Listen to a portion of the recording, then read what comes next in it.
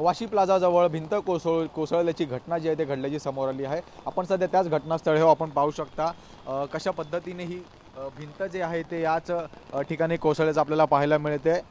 खरं तर Vashi toll plaza जवळचा हा परिसर आहे, संपूर्ण रहदारीचा परिसर असतो। मात्र आज दुपारच्या वेळेस याच ठिकाणी खरं तर ही संपूर्ण भिंत जी आहे ती खालच्या ठिकाणी कोसळलेली आपल्याला पाहायला मिळते। याच कोसळलेल्या घटनेमध्ये खरं तर 13 दुचाकी आणि एक टेम्पोचं जे आहे ते या दुर्घटनेमध्ये नुकसान झाल्याचं आपल्याला पाहायला मिळते। मात्र यामध्ये कोणालाही जीवितहानी जी आहे ती झालेली नाही आहे असल्याचं आपल्याला माहिती मिळत आहे। त्यासोबत आपण जर पाहिलं तर हा संपूर्ण ब्रिज जो आहे या वाशी प्लाझा जवळचा हा संपूर्ण परिसर आहे। याच ठिकाणी ही भिंत जी आहे ती कोसळलेली आपल्याला पाहायला मिळते। लोखंडाचे खांब असतील, त्यासोबत गाडीचे सीट वगैरे ह्या सध्या याच पाण्यामध्ये अजून तरी आपल्याला असलेलं पाहायला मिळते। आपण जर पाहिलं तर अग्निशमन दलाकडनं ही संपूर्ण घटना घडल्यानंतर ते घटनास्थळी दाखल झाले, त्यासोबत संपूर्ण घटनेचा आढावा घेतला।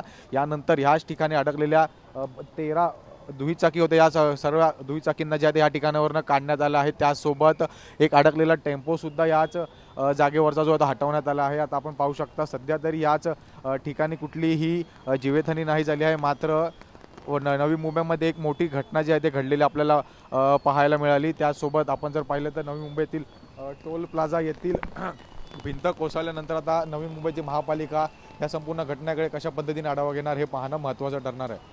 व्हिडिओ जर्नलिस्ट मनीषसह मी जय पवार, TV9 मराठी, मुंबई।